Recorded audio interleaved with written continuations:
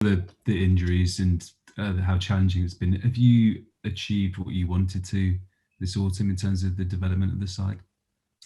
From a development point of view, yes, we've been able to look at more players, build a bit more depth. Some players, as I've mentioned earlier, have performed very, very well, which has been a massive bonus for us, because the flip side of having no injuries is those players wouldn't have been exposed. And maybe closer to the World Cup or during the World Cup, we get exposed and you have inexperienced players there. So it's helping us with a view of players and with a view of potential squads going forward. So it's more information for us, which has been fantastic. But it has changed slightly the direction from a coaching point of view as to where we wanted to go with the side. Of, for argument's sake, we had the full squad available. But certainly from a developmental point of view, I think it's been a great opportunity for a number of players.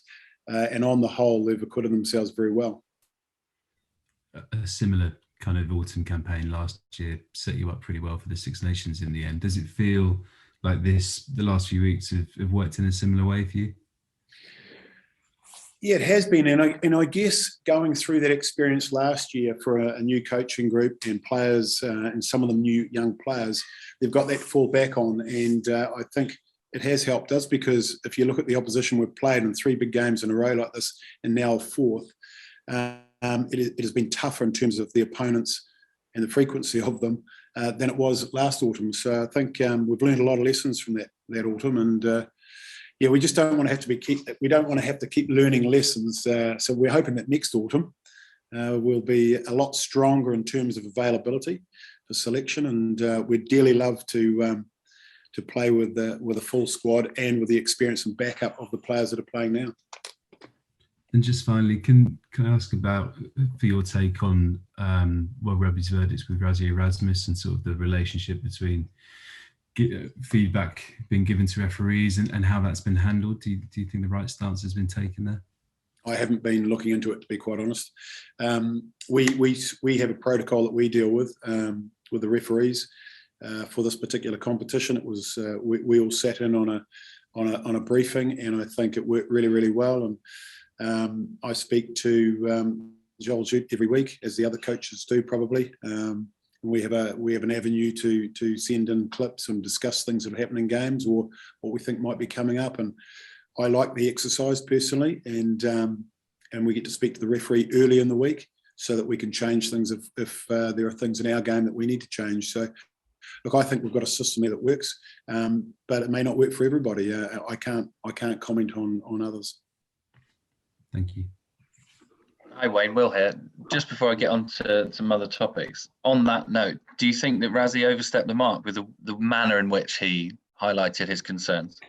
I haven't seen it, so I can't really comment. Okay, fine.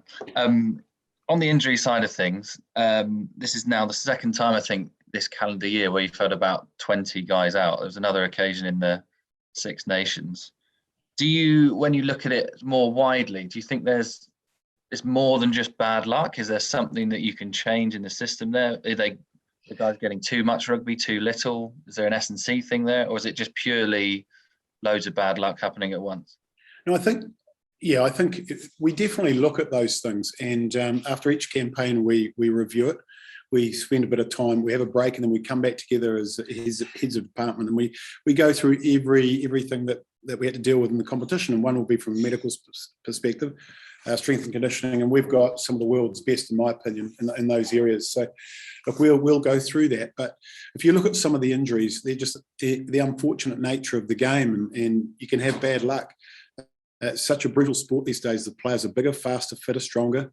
And when they come together, the collisions, believe you me, in training are big enough, let alone when you get to a game. So look, it's the downside of the sport, but they do happen, and we're just having a bit of a bad trot at the moment. I'd like to think that we've had ours now, and we'll come out the other side. Certainly, Six Nations time, we'll be getting a lot more players back, and that'll make for healthy selection discussions. In the last couple of World Cups that I know you weren't involved in, Wales have kind of got to the point where they're quite patched up and running out of players in a quarter-final or a semi-final. Do you, as you said there, you hope you've had your bad luck now and it doesn't happen in 23, because it's been something that happened in 15 and 19, really, wasn't it?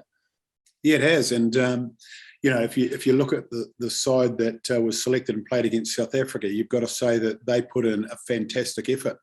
The training week, they worked very, very hard. You had guys come in at short notice. You're up against the world champions who weren't far off full strength in the conditions that probably didn't affect their game plan. And so you've got to say that is good preparation for those players should that happen in a World Cup. So, I think when we look back in a couple of years' time, we'll see what the last two autumns have done, and that has given us a stronger squad to go into a World Cup year.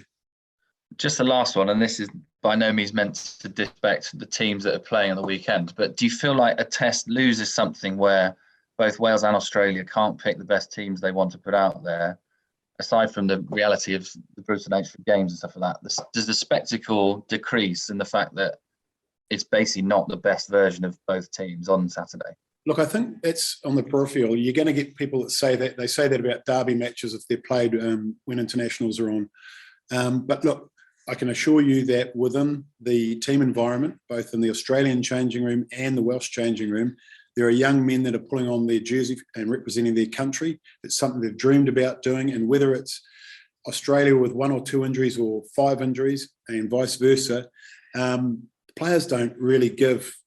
They just want to get out there and do what they've always dreamt of doing. So from the team, I can assure you that whichever team is selected, it means so much to the players to get the opportunity, and they relish that opportunity. And I can assure you it means so much more now that they're playing in front of fans as well. And it's just a great atmosphere at the stadium. And the boys just love the opportunity to go and do that. If you ask them individually, they wouldn't change it for anything. No matter what their teammates look like, they want to go out there and perform. Okay, cheers, Wayne. Thank you. Hi, Wayne. Just a quick couple from myself. I seem to remember you talking a few months back about sort of the Six Nations being a block about purely winning matches, the summer being a bit about development. And has this campaign, has your hand been forced slightly into more of a developmental sort of mindset, given the list of absentees, perhaps more than you would have wanted? 100%, but we always are trying to win test matches, first and foremost. No matter what the situation, the summer when we had, I think at the end it was 20-odd injuries and unavailabilities, we were still there to win test matches. That's no matter who pulls a jersey on, like I just said previously, it means so much to the players. So they're giving their all to try and win and get a result. Don't make no mistake about that. But yeah, it does change the focus slightly when you lose so many players, but we're still here to win test matches. And if there's some development done along the way and we can win, well then that's just a great result. Just on Jonathan, I completely hear everything you're saying about him being rotated and things like that. But as you mentioned, he would have wanted to start this game. It's been a difficult couple of years for Jonathan since the World Cup with injuries and trying to find form and get a run of games together. Just curious as to where his mindset is at the moment heading into the Christmas period. Yeah, well, the first thing I'd say is he's the captain of this group once Alan Wynne left, and that doesn't change because he's not playing. He has a big input off the field. He's a senior player. Now, he understands that we always put the team first. As much as he wants to play, he understands the reasoning. We've spoken to Jonathan. He knows when he goes back to club rugby what is expected and what he will want to try and achieve. And he will want to get a run of games, as he did from the middle of the Six Nations on. He had the last 3 games, and if you looked at his game against France in the number 12 jersey, I thought it was outstanding. So we know what Jonathan can do in the 12 jersey. Again, I keep using this terminology around a perfect storm, but with the centre injuries, we pushed Jonathan to 13, where our intention was to play him at 12 before the squad came together. So, he's put the team first, and he's doing that again. So he'll go away, and we're just hoping he gets plenty of opportunities in the 12 jersey to show everyone what he can do. And just finally from myself, Jonathan has never really had his position under too much threat during his time with Wales. He's been a pretty constant throughout his entire career. He may feel that now, given the centre options that you do have. Are you hoping that might provoke a reaction out of him over the next few weeks before the Six Nations?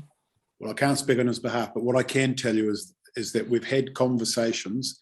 So Jonathan understands exactly why we're making the selections. He knows that we've got a World Cup that we're working towards or working back from. and he is desperate to play at that World Cup. He believes he's got something to contribute and offer. Otherwise, he'd retire, I would believe. Jonathan has got something to offer in our view, and that's why we've selected him. He's in the squad. We'll just have to wait and see how things pan out for the Six Nations. But if I was a betting man, I wouldn't bet against Jonathan Davies walking away too soon. Cheers, Wayne. Thank you. Thanks, everyone.